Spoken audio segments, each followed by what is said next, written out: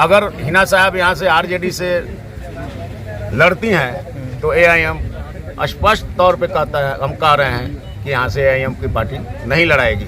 इसलिए नहीं लड़ाएगी कि उनको हम लोग जानबूझ के हराएंगे। हिना साहब अगर किसी पार्टी से भी आती है, किसी पार्टी से, तब समर्थन देंगे उनको जी। किसी भी पार्टी से वो लड़ती हैं तो एआईएम पार्टी यहाँ से लोकसभा के देगी टिकट उनको। अगर हम वेलकम उनको, तो हम लोग दावत दे रहे हैं कि वो आए हमारे पार्टी से लड़े। मिलने गए सर, मतलब इल्तिजा करने गए हैं लोग जी। हमारे अख्तरुल ईमान साहब सिवान जिला में एआईएम का पार्टी का सदस्यता अभियान चलाया जा रहा है। इसमें काफ़ी लोगों ने सदस्यता ग्रहण किया और आगे भी हमारी पार्टी की कोशिश रहेगी कि पूरे सिवान जिला और गोपालगंज, यानी कि कह लें तो सहारनपुर मंडल में हर प्रखंड स्तर पे सदस्यता अभियान चलाया जाएगा और चल भी रहा है।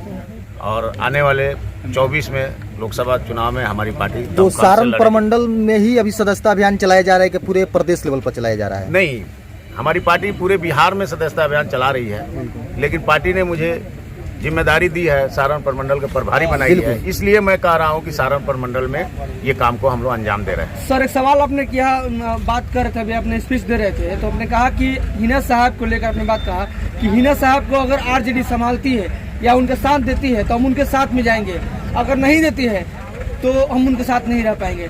मतलब आपकी बातों में कुछ मतलब समझ नहीं आया, इसके बारे में बताया जाए सर। इसके बारे में मैं आपको स्पष्ट बता देता हूँ, ये एआईएम पार्टी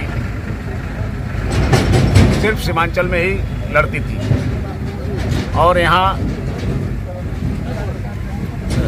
उत्तरी बिहार में, पूर्वांचल में लड़ने का काम इसलिए नहीं करती थी कि जैसे कुछ लोग कहते हैं कि बी टीम है, सी टीम है, डी टीम है, जो भी लोग कहते हैं जी, अपने मुफाद के लिए लोग कहते हैं। और हमारी पार्टी की खासियत है कि वो किसी को हराने के लिए नहीं खड़ी होती है, अपने स्वयं जीतने के लिए खड़ी होती है।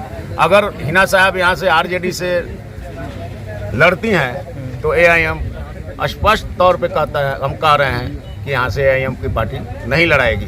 इसलिए नहीं लड़ाएगी कि उनको हम लोग जानबूझ के हराने का काम नहीं करेंगे। मतलब हिना साहब अगर किसी पार्टी से भी आती है, किसी पार्टी से, तब समर्थन देंगे उनको जी। किसी भी पार्टी से वो लड़ती हैं तो एआईएम पार्टी यहाँ से लोकसभा के इलेक्शन नहीं लड़ेगी।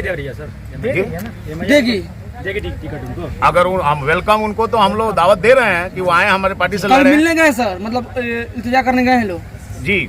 हमारे अख्तरुल ईमान साहब उनसे मिल चुके हैं। अच्छा सर, एआईएम जो पार्टी है ये क्या सिर्फ मुस्लिमों की पार्टी है? आपको मैं अवगत करा दूं कि यूपी में आप पता करें, नगर पालिका जो चुनाव हुआ है उसमें हमारे हिंदू भाई भी इलेक्शन लड़के जीते हैं। और एक बात मैं आपसे एडवांस में ही बता देना चाहता हूं कि गोपालगंज जिला से रिजर्व सीट है और उसमें हमारे दलित भाई इलेक्शन लड़ेंगे एआईएम से। सिवान से लड़े कोई ना लड़े, लेकिन गोपालगंज से एआईएम से दलित को हम लोग लड़ाने जा रहे हैं। क्यों लोग कहते हैं कि ये भाजपा की बी टीम है और ये कहीं ना कहीं मुस्लिमों का ही नुकसान इनसे होता है? अब कहने के लिए कोई पागल हो तो उसका इलाज तो मैं नहीं कर सकता, उसको तो रांची जाना पड़ेगा इलाज कराने के लिए। अगर कोई किसी के ऊपर लक्षणा लगा दे तो उससे वो बात पक्की नहीं होती है। अपने मुफाद के लिए लोग बी टीम कहता है, सी टीम कहता है। मैं आपसे बता दूं कि अभी पीछे जो बिहार से हट के इलेक्शन हुआ उसमें सब लोगों ने लड़ा। हमारे नीतीश कुमार की पार्टी लड़ी, आरजेडी ने भी जाके लड़ा, आपको त्रिपुरा में, चाहे और भी जहाँ जगह, मोकामा में नहीं, मोकामा की बात मैं नहीं कर रहा हूँ, मैं बिहार से हट के बात कर रहा हूँ। तो जब ये लोग कहते हैं कि फलाना पार्टी बी टीम है तो इनको वहाँ से नहीं न लड़ना चाहिए। अगर नहीं लड़े होते तो वहाँ बीजेपी नहीं जीती होती। बिहार में जब भी एमआईएम की बात होती है सर, अगर विधानसभा की हम बात करें तो एमआईएम से विधायक जीत कर आए थे। सीमांचल की आप बात करें तो 4 विधायक जो थे आरजेडी में चले गए। तो बाबू, आप जिस चैनल के लिए काम कर रहे हैं, कल हो सकता है कल आप दूसरे चैनल में काम करने लगे। अब उसके लिए उसका कोई जवाब हुआ है ना सर? नहीं, एआईएम का कैडर है, कैडर वही है। प्रत्याशी विधायक कहीं जा सकते हैं, कोई किसी में जोर जबरदस्ती नहीं है। वो अपने पैर में कुल्हाड़ी मारा है उन विधायकों ने। बात करते हैं आरिफ जमाल जी, जिला संयोजक सिवान से हैं और पूर्व विधानसभा प्रत्याशी रघुनाथपुर से रह चुके हैं। सबसे बड़ी बात है कि जिला की सिवान की बात कर रहे हैं और सिवान की धरती पर सर का आगमन हुआ है, इसके लिए आप बहुत शुभकामनाएं। जिला सिवान की जो राजनीति है काफी भूचाल ला चुकी है और बात करेंगे कि एक ही राजनीति हो रही है, सिर्फ डॉक्टर मोहम्मद शहाबुद्दीन साहब के नाम को लेकर, उनके परिवार को लेकर कई से पार्टी के लोग यहाँ पे आ रहे हैं और सिर्फ उन्हीं के मतलब परिवार के पे ही मतलब पार्टी बेस का पीट एक्टिविटी हो रही है। तो क्या लगता है कि उनके परिवार को मतलब कैसा मतलब होगा, अनुभव होगा आपका? देखिए, आप मीडिया बंधुओं को मैं बहुत शुक्रिया अदा करता हूँ। बिल्कुल। और हिना साहब की रहा सवाल, तो हम लोगों के प्रयास यही है, और पिछले बार भी रहा था। हम लोग बहुत ज़्यादा, हमारे प्रदेश अध्यक्ष अख्तरुल ईमान सर को मैं ही लेकर गया था, हम लोग मिले थे।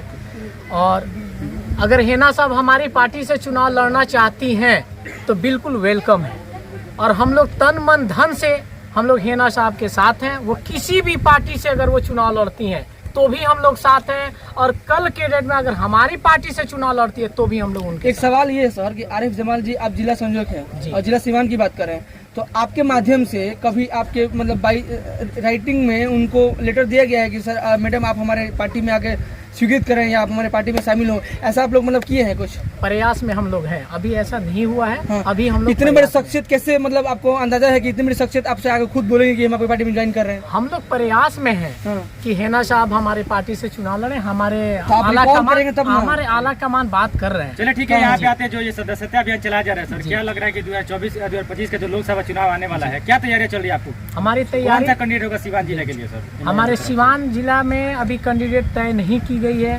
हमारे सदस्यता अभियान जो चलाया जा रहा है वो अगर हम लोग ठीक ठाक चलाते हैं, अगर हिना साहब चुनाव नहीं लड़ती हैं तो हमारी पार्टी यहाँ से चुनाव लड़ेगी। सर एक सीट पर सीवान आ रहे हैं सर जी, उस सीवान सीट पर सबकी नजर है, चाहे पक्ष हो चाहे विपक्ष हो, सबकी नजर सीवान पे है। और सीवान की जो राजनीति है, सभी लोग हिना साहब को लेकर राजनीति कर रहे हैं सर। किस तरह काम होगा ये समझ नहीं आ रहा है। और सीवान में देखा जाए पिछले 20 वर्षों में तो कुछ काम नहीं हुआ है। देखिए, अदर पार्टी का मैं बात नहीं कह सकता हूँ। मरहूम डॉक्टर मोहम्मद शहाबुद्दीन साहब जितना विकास किया है उतना विकास मुझे नहीं लगता है कि सिवान की धरती पे कोई अभी तक किया होगा। और हमारी पार्टी के रहा सवाल, तो हमारी पार्टी, हम अभी भी कह रहे हैं, कल भी कहता था कि अगर हमारी पार्टी का गठन मजबूत होता है और शहाबुद्दीन परिवार से अगर कोई चुनाव नहीं लड़ता है तो हम लोग चुनाव लड़ेंगे। अली हुसैन जी हैं, बगल में प्रखंड अध्यक्ष बड़हरिया के हैं और बड़हरिया क्षेत्र में बैठे हैं हम लोग ना। तो आपका क्या राय है कि आने वाले आगामी चुनाव में क्या भूमिका होगी? भूमिका यही है, हम लोग सदस्य अभियान चला रहे हैं। हाँ। पार्टी को मजबूत कर रहे हैं। हाँ। पार्टी मजबूत हो जा रही है। हाँ। तो अभी तक तो कोई तय नहीं हुआ है। हाँ।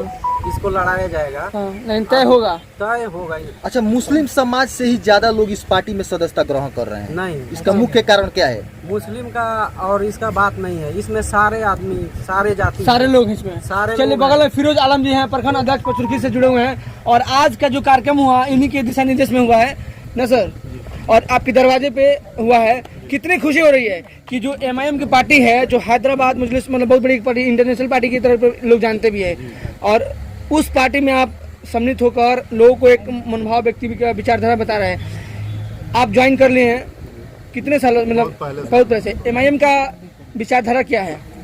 MIM का विचारधारा गरीबों के लिए है, दलितों के लिए है, पिछड़ों के लिए है, मुसलमानों के लिए है, सबके लिए। हाँ। ऐसा नहीं है कि किसी एक आदमी के लिए ये लड़ाई लड़ता है, ये पूरे कौम के लिए लड़ता है, पूरे बिरादरी के लिए लड़ता है, हर जाति के लिए लड़ता है।